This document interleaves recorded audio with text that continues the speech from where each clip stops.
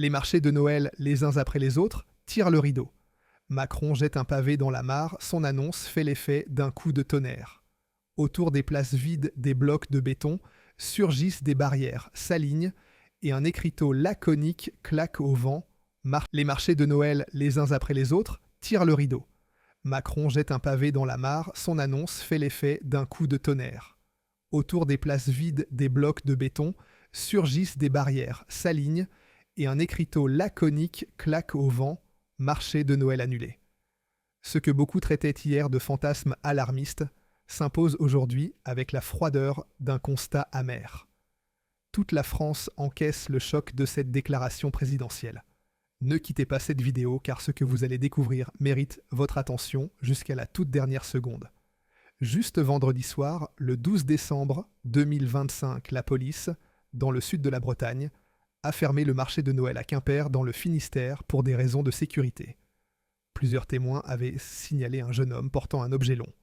Le suspect décrit environ 20 ans, 1,70 m à 1,78 m, cheveux foncés. Il achib. Malgré un grand déploiement avec des voitures de patrouille des barrages et un hélicoptère de police, la personne n'a pas été trouvée. À 20h30, il y avait encore environ 120 visiteurs sur le marché. Les enquêtes n'ont jusqu'à présent révélé aucun indice d'une menace aiguë. Les rumeurs sur des bombes ou d'autres menaces ne sont expressément pas confirmées. Le marché est entre-temps rouvert. La recherche continue. Mais précisément de tels incidents jettent à notre avis une lumière crue sur l'insécurité persistante lors des événements publics en France. Le RN avertit depuis des années que nous en sommes au bout de nos marchés de Noël traditionnels si la politique migratoire et de sécurité n'est pas fondamentalement changé. Coût de sécurité élevé, situation de menaces récurrentes, évacuation, contrôle renforcé. Tout cela pèse de plus en plus sur cette tradition aimée. Dans certains endroits, cela mène déjà à des annulations.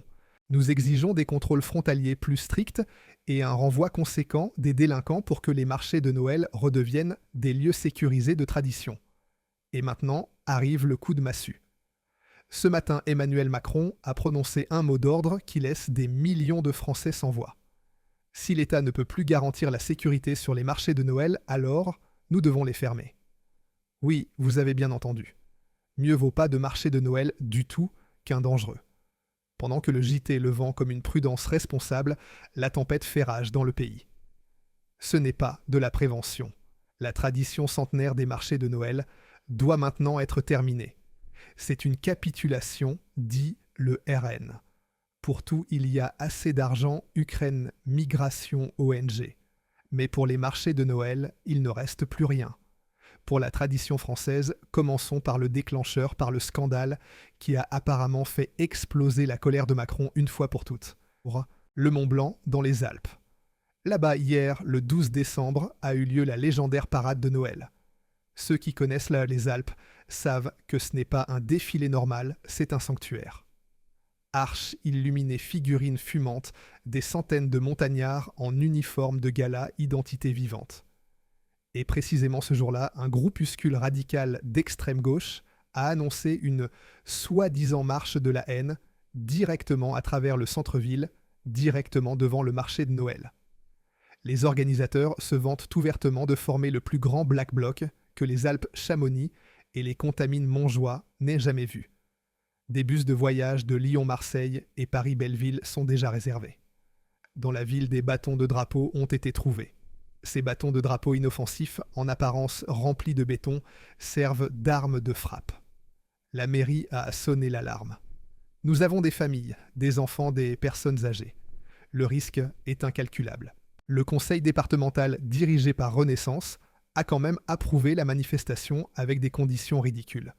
Et précisément à ce moment-là, Macron s'est planté devant les caméras et a dit « Si les autorités locales n'y arrivent plus, l'État doit intervenir et au pire, nous fermons les marchés. » Beaucoup appellent cela responsable. Moi, j'appelle ça le drapeau blanc devant des chaotiques masqués. Cette colère déferle maintenant sur tout le pays. Dans les sections commentaires, ça explose. Si l'État ne peut plus protéger ses propres citoyens, à quoi sert-il encore ? D'abord, il laisse les frontières ouvertes. Ensuite, il laisse les extrémistes de gauche sévir Et à la fin, ils nous punissent avec l'annulation de nos fêtes. Macron exige maintenant l'introduction de normes de sécurité uniformes pour les marchés de Noël dans tout le territoire. Jusque-là bien. Mais son parti porte une co-responsabilité pour les dangers qui rendent ces mesures nécessaires en premier lieu. Et regardez ce que sont devenus nos marchés de Noël dans tout le pays. Strasbourg injecte un demi-million d'euros dans la police et la sécurité exactement 1 an après l'attentat avec 6 morts. Une ville en Occitanie annule tout le marché. Trop cher. Une autre l'appelle maintenant pudiquement « marché des saveurs de l'Avent ». Juste pour contourner les exigences. Partout, le même tableau contrôle d'entrée.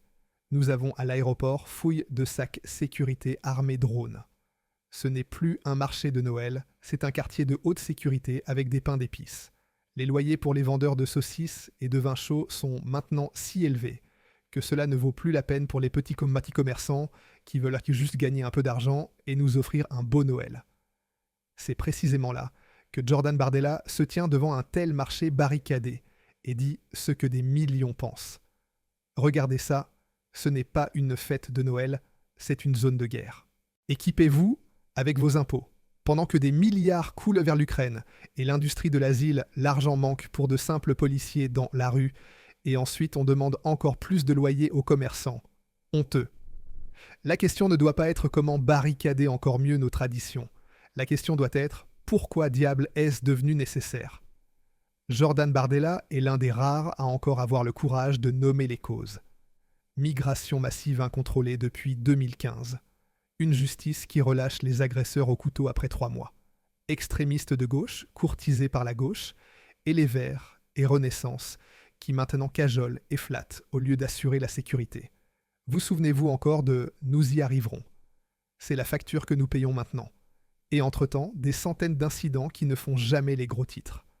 Chaque plot en béton est un mémorial pour la politique de Macron. Chaque annulation, un monument pour 10 ans de migration ratée.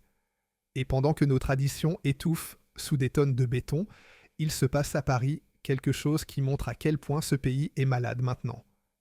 Une église protestante organise un atelier intitulé « Décoloniser Noël ». Noël repensé entre colonialisme et racisme. Oui, exactement. Une église française demande sérieusement si Noël est raciste avec des intervenantes musulmanes financées par 80 000 voire 20 000 euros d'argent des impôts du gouvernement de gauche. Après une indignation massive, l'événement a été annulé parce que, soi-disant, la sécurité des intervenantes musulmanes n'était pas garantie. Notez l'ironie, mais le titre est « Restez », la pensée est « Restez ». C'est l'esprit qui règne ici, culture française, colonialiste, nos fêtes problématiques. Pendant que dehors les marchés sont annulés parce que des attentateurs se baladent librement dedans, des activistes subventionnés discutent sur comment décoloniser Noël. Savez-vous ce qui est le pire Noël a toujours été la fête qui nous unissait. Peu importe, riche ou pauvre est, ou ouest croyant ou non. Sur le marché de Noël, nous étions simplement français. Et précisément ce dernier morceau de patrie nous est maintenant enlevé. Pas par la météo, pas par l'argent, mais par des politiciens qui pendant des années ont fixé les mauvaises priorités, qui ont laissé les frontières ouvertes, qui ont épargné les délinquants, qui ont laissé les chaotiques dicter, et qui maintenant, quand ça brûle, ne peuvent que capituler. Mais nous ne nous laissons pas prendre nos marchés de Noël, pas par les islamistes, pas par les extrémistes de gauche, et encore moins par les vieux partis lâches. En 2026, le RN gouvernera en Bretagne, et alors, nous construirons un modèle de bon sens. Frontières étanches, expulsions conséquentes, rétablissement de la sécurité, pour que, en 2026,